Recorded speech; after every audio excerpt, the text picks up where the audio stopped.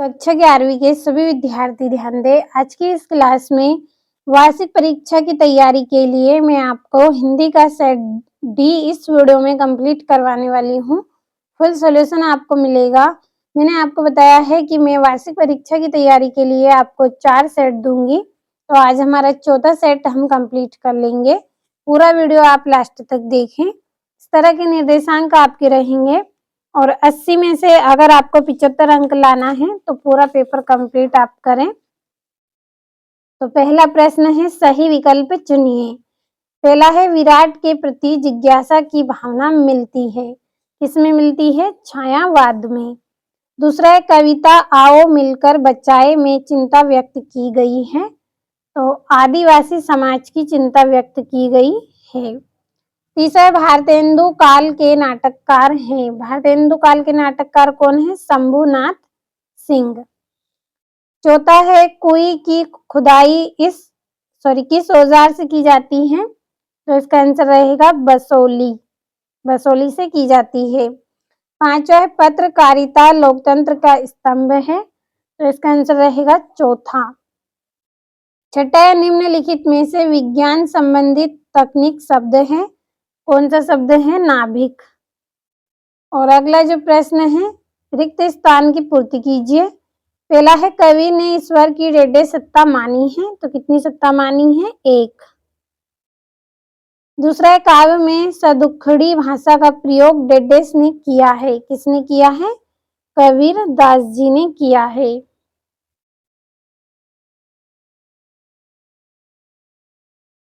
कबीर दास जी ने किया है। तीसरा है, मियाँ चारपाई पर बैठे डेडेस का मजा ले रहे थे। तो किसका मजा ले रहे थे? ये बीड़ी का। अगला है, लेखक कुमार गंधर्व के अनुसार लता ने डेडेस रस के साथ अपेक्षाकृत उतना न्याय नहीं किया है। तो कौन से रस के साथ? करुण रस के साथ। पांचवा है, डायरी नितांत डेडेस रचना है। कैसी रचना है ये? व्यक्तिगत।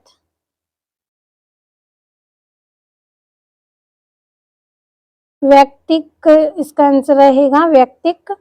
और काव्य का सौंदर्य बढ़ाने वाले धर्म डेडेस कहलाते हैं। क्या कहलाते हैं? अलंकार। ये हो गए आपके रिक्त स्थान। स्क्रीनशॉट लीजिए जल्दी से, इसके बाद हम जोड़ियों को भरेंगे।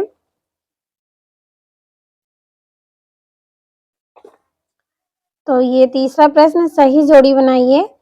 पहली है, सबसे खतरनाक। तो सबसे खतरनाक क्या रहेगा? इसका आंसर आपका अवतार सिंह संधू पास, ये इनकी कोई रचना है। दूसरा है, गलता लोहा। तो इसका रहेगा शेखर जोशी। तीसरा है, अलो अधारी। तो इसका रहेगा बेबी हालदार। चौथा है, स्वलेखन। इसका रहेगा डायरी। पांचवा है, रसीम रथी। तो इसका रहेगा रामधारी सिंह दिनकर।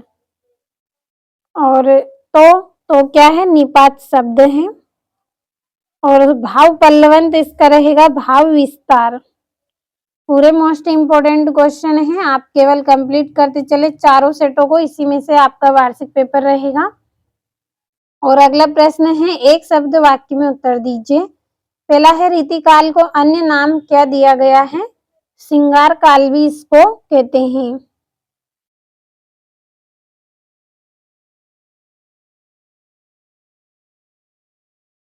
अगला है, नेहरू जी के सवालों का जवाब किस व्यक्ति ने दिया था?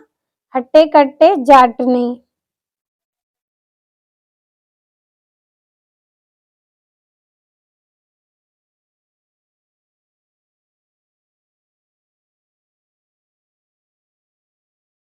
हट्टे कट्टे जाट ने दिया था। तीसरा, धरातल पर बहने वाले पानी को क्या कहते हैं? पालर पानी कहते हैं।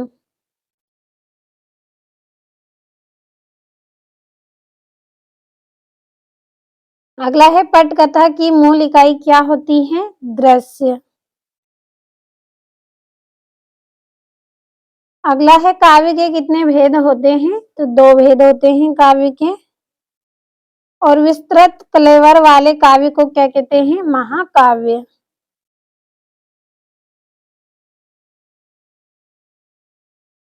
अगला है, सूत्र रूप में कही गई बात को विस्तार से लिखना अथवा समझाना क्या कहलाता है?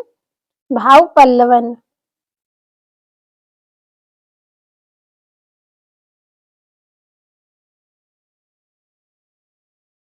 अगला प्रश्न है, सत्य असत्य लिखिए। पहला है, पुरोहित बंशीधर तिवारी अपने मित्र को पढ़ा लिखाकर बड़ा आदमी बनाना चाहते थे, तो ये सत्य रहेगा।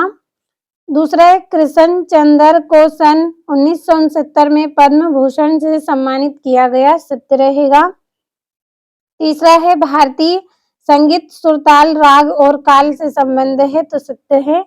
और डायरी नितांत अत रंग रचना है, सत्य रहेगा। और गजल का अंतिम शेर मक्ता कहलाता है, तो सत्य रहेगा। और लोकोक्ति को कहावत भी कहते हैं, तो ये भी आपका सत्य रहेगा। जो 6 प्रश्न हैं सारे आपके सत्य हैं। यहाँ से 2-2 नंबर के प्रश्न हैं आपके। निर्गुण धारा और सगुण धारा में कोई 2 अंतर बताइए। मानव शरीर का निर्माण किन 5 तत्वों से हुआ? कहानी के तत्वों का उल्लेख करना है।